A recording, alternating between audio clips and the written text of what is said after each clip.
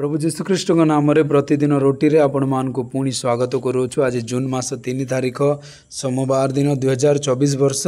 आज ध्यान हेउछि जे दयालु ईश्वर एवं आमर प्रभु जीशु विषय तुमर अनुग्रह शांति वृद्धि पाइब। द्वितीय पीतर 1:2 पद।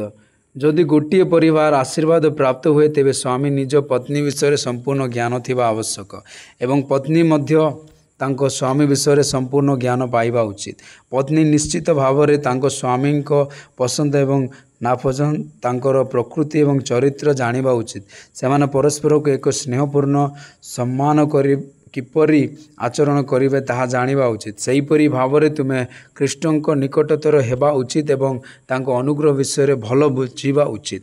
तांकर कालवरी प्रेम विषय तांकर दया एवं दयार विषय ईश्वर एवं आमर प्रभु जीशुक विषय तुमर अनुग्रह शांति वृद्धि पाइब। जेतेबेले प्रभु निजको मूसा एवं इस्राएल रे प्रकाश कले सेतेबेले से निजको दयालु भाव में प्रकाश कले। जेतेबेले प्रभु 40 वर्ष पर्यंत इस्राएल नेतृत्व नेले से दयालु भाव में से मानना स्वर्गदूत मानक खाद्य आइले। से पत्थर जीवन जल प्रवाहित कले। से दिने मेघस्तंभ राति अग्निस्तंभ परि सेमानक आगरे गले। सेमानक वस्त्र पुराणा हैला नहीं किंबा सेमानकर चपल पिंधि नथिला।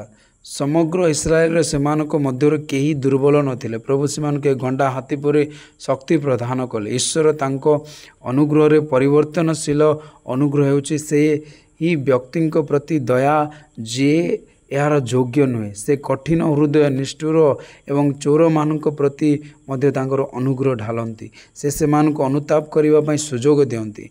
गीत संहिता 136 प्रत्येक पदरे दाऊद लिखुथिले कारण तांकर दया चिरस्थायी। से शास्त्र कुहे एवं तांकर पूर्णता विषय आमे समस्ते ग्रहण करिछु एवं अनुग्रह पाई अनुग्रह कारण मूसांक माध्यम रे व्यवस्था दिया जाइथिला किंतु अनुग्रह सत्य जेसु ख्रीष्टंक माध्यम रे आसीथिला।